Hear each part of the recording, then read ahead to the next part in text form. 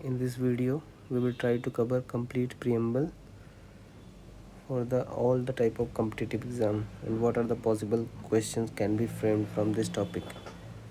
तो हुआ क्या 1946 के टाइम पे 9 दिसंबर में कॉन्स्टिट्यूएंट असेंबली इस्टेब्लिश हुई, जो कि इंडियन कॉन्स्टिट्यूशन फ्रेम करने के लिए बनाया गया था कि अपना संविधान खुद ही लिखा जाए। तो 4 दिन बाद 13 दिसंबर 1946 को Pandit Jawaharlal Nehru objective resolution pass करते हैं, जो कि पास हो जाता है और उसको अडॉप्ट कर लिया जाता है 22 जनवरी 1947 को।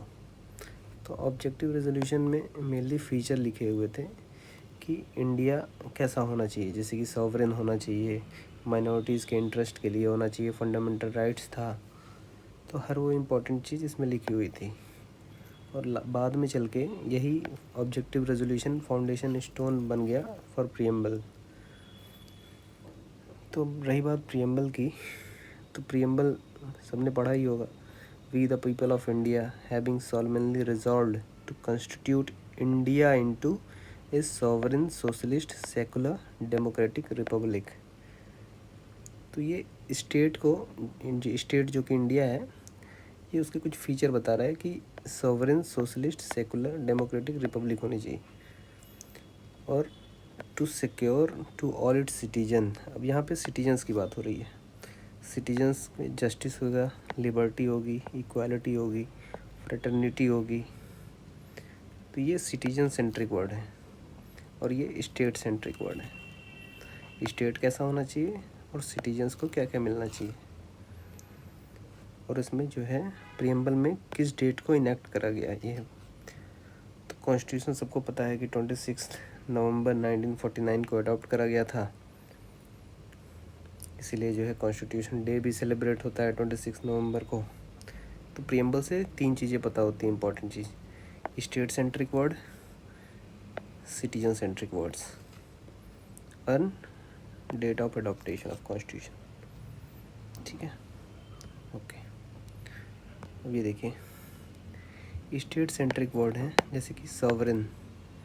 सॉवरेन मतलब संप्रभुता, कोई भी एक्सटर्नल फोर्स इन्फ्लुएंस ना करे कंट्री के डिसीजन मेकिंग में, इंडिपेंडेंट होनी चाहिए।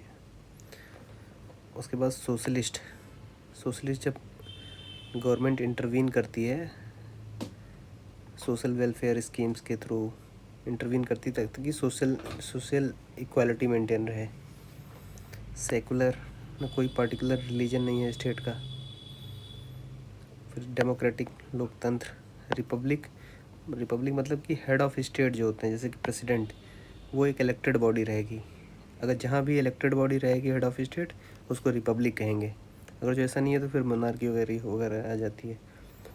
तो ये जो स्टेट सेंट्रिक वर्ड हैं, इसमें से ये इम्पॉर्टेंट है कि सोशलिस्ट एंड सेकुलर, ये आपका 42nd अमेंडमेंट 1976 में इंक्लूड करा गया था, मतलब इसको ऐड करा गया था।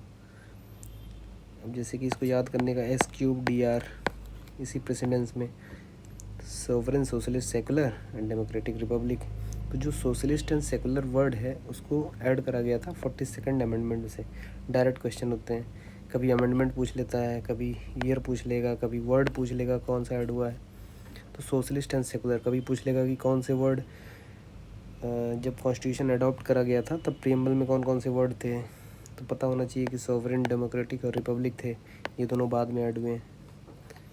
ऐसे कि सिटीजन सेंट्रिक वर्ड्स भी हैं, जैसे कि justice, liberty, equality, fraternity, unity and integrity.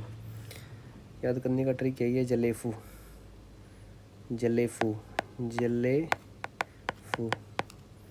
Justice, L से liberty, equality, fraternity, unity and integrity. अब जब ये 42nd कॉन्स्टिट्यूशन अमेंडमेंट हो रहा था तो ये 2 वर्ड तो स्टेट सेंट्रिक के हो गए और इस साथ में ये भी वर्ड ऐड करा गया था। तो अगर जो कभी याद करना हो कि क्या क्या हुए थे, तो इस टाइम पे 3 वर्ड ऐड हुए थे, SSI करके याद कर लीजिए: socialist, secular and integrity, unity and integrity. और ये अडॉप्ट हो गया था 26 नवंबर 1949 को। तो ये 3 इन्फॉर्मेशन मिलते हैं प्रियम्बल से। अब देख लेते हैं, जैसे जस्टिस की बात करिए, जो सिटीजन सेंट्रिक वर्ड है, तो जस्टिस कैसी जस्टिस? सोशल जस्टिस होनी चाहिए, पॉलिटिकल जस्टिस होनी चाहिए, इकोनॉमिकल जस्टिस होनी चाहिए। लिबर्टी, किस टाइप की लिबर्टी? जैसे थॉट, सोचने की आज़ादी हो, एक्सप्रेस करने की आज़ादी हो, बिलीफ, फेथ, तभी डिफरेंट रिलीजन रह रहे हैं, वर्शिप करने की आज़ादी हो, तो ये सब लिबर्टी है। फिर इक्वालिटी की बात हुई, equality of status, equality of opportunity, आपको अपॉर्चुनिटी इक्वालिटी मिलेगी, इक्वल मिलेगी सबको। जैसे फ्रेटर्निटी, एक यूनिवर्सल ब्रदरहुड होता है कि यूनिटी एंड इंटीग्रिटी मेंटेन रहे लोगों की। उसके बाद यूनिटी, ये नेशनल इंटीग्रिटी की बात करता है। फिर उसके बाद देखिए कुछ इम्पोर्टेंट क्वेश्चन है, जैसे कि क्या प्रियम्बल अमेंड करा जा सकता है? तो बिल्कुल करा जा सकता है, क्योंकि अमेंड करने के बाद ही जो है 42nd कॉन्स्टिट्यूशनल अमेंडमेंट में 3 वर्ड ऐड करे गए थे, और वो यूज़ करा जाता है आर्टिकल 368 यूज़ करके। कोई भी कॉन्स्टिट्यूशन का कोई भी पार्ट को अमेंड करा जाता है, तो प्रियम्बल को भी उसी से अमेंड करा जा सकता है with special majority. Special majority क्या होता है? 2/3 प्रेजेंट एंड वोटिंग।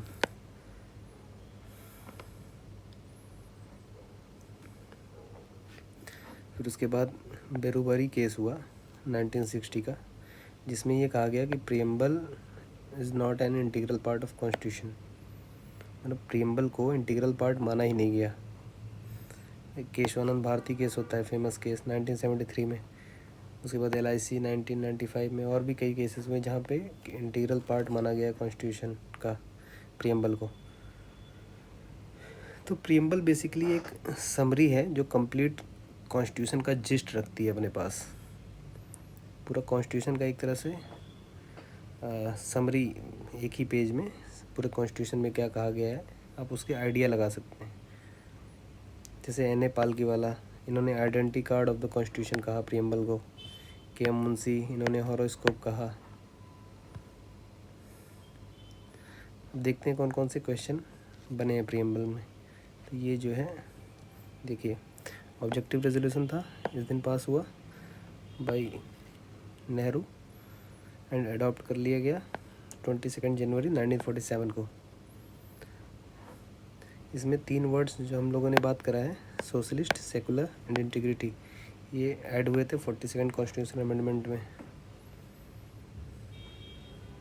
फिर ये देखिए केशवानंद भारती केस, बेरुबरी केस में इंटीग्रल पार्ट नहीं माना गया था प्रियम्बल को, केशवानंद भारती केस में माना गया था।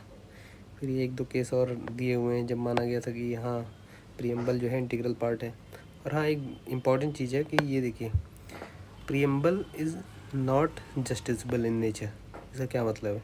इसका मतलब ये है कि आप प्रियम्बल के किसी भी पार्ट को लेके जाके आप किसी कोर्ट में उसको जस्टिफाई नहीं कर सकते। मतलब वहाँ पे ये नहीं कह सकते कि देखिए यहाँ पे लिखा है इसलिए ये मेरा वायलेट हो रहा है, इसमें लिखा है इसमें लिखा है इक्वालिटी ऑफ अपॉर्चुनिटी, लेकिन मुझे अपॉर्चुनिटी नहीं मिल रहा, तो ये नॉन जस्टिसबल है। बट कॉन्स्टिट्यूशन का कोई और पार्ट अगर जो उस चीज़ को कॉन्स्टिट्यूशन में मेंशन है किसी और पार्ट में, और वो वायलेट हो रहा है, तो आप प्रियम्बल को ऐसे रेफरेंस यूज़ कर सकते हैं।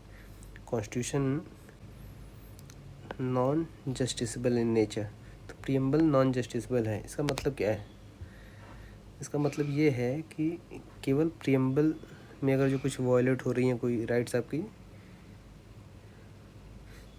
जैसे जस्टिस में दिया है सोशल, पॉलिटिकल और इकोनॉमिकल जस्टिस, तो इकोनॉमिक जस्टिस सबका वायलेट हुआ किसी भी तरह से, तो आप केवल प्रियम्बल के दम पे नहीं जा सकते कि हाँ ये देखिए मेरा वायलेट हुआ। नहीं, किसी भी कॉन्स्टिट्यूशन के किसी भी पार्ट में अगर जो कहीं भी कुछ लिखा है और वो आपका वायलेट हो रहा है, तो प्रियम्बल का रेफरेंस ले सकते हैं। मतलब कि केवल प्रियम्बल के बेसिस पे आप कोर्ट नहीं जा सकते।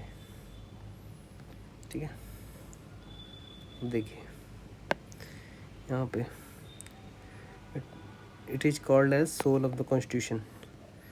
कभी भी क्वेश्चन में अगर जो आया कि BR अम्बेडकर ने किसको कहा है सोल ऑफ द कॉन्स्टिट्यूशन, तो अब कॉन्स्टिट्यूशनल रेमेडीज़ को मारेंगे जो कि आर्टिकल 32 होता है, क्योंकि बी आर अम्बेडकर साहब ने कॉन्स्टिट्यूशनल रेमेडी जो कि आर्टिकल 32 है उसको कहा है कि ये हार्ट एंड सोल है कॉन्स्टिट्यूशन का, क्योंकि अब कोई भी फंडामेंटल राइट आपका वायलेट हो रहा है तो आप आर्टिकल 32 के यूज़ करके आप सुप्रीम कोर्ट जाते हो, तो इसलिए उन्होंने उसको कहा है कि heart and soul of the constitution. लेकिन ये सुभाष कश्यप हैं, इन्होंने कहा था कि constitution is a body then preamble is the soul. तो अगर जो केवल सोल की बात आएगी, बी आर अम्बेडकर साहब का नाम नहीं रहेगा, तो आप प्रीएम्बल को टिक मारेंगे सोल पे। लेकिन अगर जो बी आर अम्बेडकर के रेफरेंस में पूछ रहा है कि सोल क्या कहा गया, तो वो आर्टिकल 32 है कॉन्स्टिट्यूशनल रेमेडी।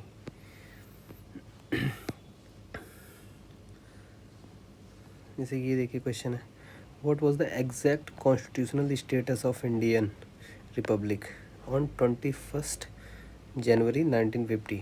मतलब जिस दिन कॉन्स्टिट्यूशन अडॉप्ट हुआ, कॉन्स्टिट्यूशनल स्टेटस क्या था इंडिया का। तो आपको पता है कि 3 वर्ड बाद में ऐड हुए थे और ये स्टेट सेंट्रिक वर्ड है। तो स्टेट सेंट्रिक वर्ड क्या बताया गया था, SQDR, जिसमें से सोशलिस्ट और सेकुलर ये बाद में ऐड हुए। तो जो बचे वही कॉन्स्टिट्यूशनल स्टेटस था, बाद में ऐड हुए, मतलब 1976 में ऐड हुए, और इसमें पूछा 50 में, तो फिर सॉवरेन डेमोक्रेटिक रिपब्लिक, ये आंसर हो गया बी। देखिए what was the exact constitutional status of India on 26 January, वही सेम क्वेश्चन रिपीट। अब जैसे ये देखिए, the word secular and socialist were added in preamble of the constitution by 42nd amendment. ये देखिए, which of the following word is not mentioned in the preamble of the constitution. जो mention है वो पता है, तो पता है, ये नहीं मैंसन है, बाकी सब तो पता ही है, sovereign, socialist, secular, democratic, Republic. ऐसे याद कर लीजिए तो इजी हो जाएगा। ये तो फालतू सवाल है। इंडिया दैट इज़ भारत, सबसे पहली लाइन। तो बेसिकली यही घुमा घुमा के वो बार बार यही पूछेगा, which of the following words have been added to preamble by 42nd amendment. वही है, सोशलिस्ट, सेकुलर, ये पहले से था, और ये पता नहीं क्या दिख दिया है, ग्राम स्वराज। तो यही देखिए, यही आंसर है। Which one of the following describe India as a secular state. और देखिए सेकुलर वर्ड कहाँ डाला गया है, प्रीएम्बल में, तो वही बता रहा है। फिर preamble of the constitution was amended, आपको पता है 42nd में अमेंड करके 3 वर्ड ऐड करे गए थे। द टर्म सोशलिस्ट, सब वही क्वेश्चन रिपीट होंगे।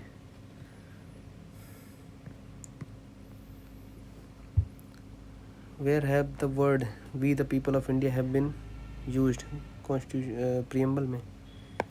We the people of India solemnly resolve into India into sovereign, socialist, secular, democratic, Republic.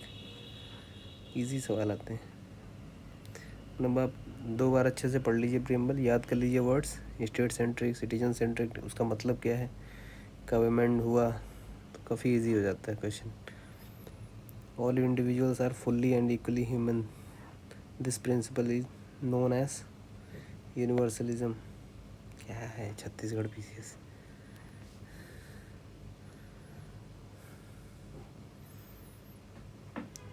Which among the following is the correct expression of secular in India. मुझे पता है ना, मतलब Indian secularism बाकी बाहर के secularism से अलग है। बाहर के सेकुलरिज्म कंप्लीट कट ऑफ होते हैं रिलीजन से, बट इंडियन का सेकुलरिज्म ये कहता है कि सब रिलीजन इक्वल है, सबको इक्वली ट्रीट करता है। इंडिया हैज़ मेनी रिलीजन, क्या है, India have religious freedom, there is no religion of state, कोई रिलीजन नहीं है। जैसे इंडिया इकलौता ऐसा है जो मतलब सेकुलर है, बाकी उसके आसपास देख लीजिए, नेपाल को छोड़ के Bangladesh, Pakistan, Myanmar, Sri Lanka even Buddhist है। तो स्टेट का कोई रिलीजन नहीं होता, यही सेकुलर का मतलब है।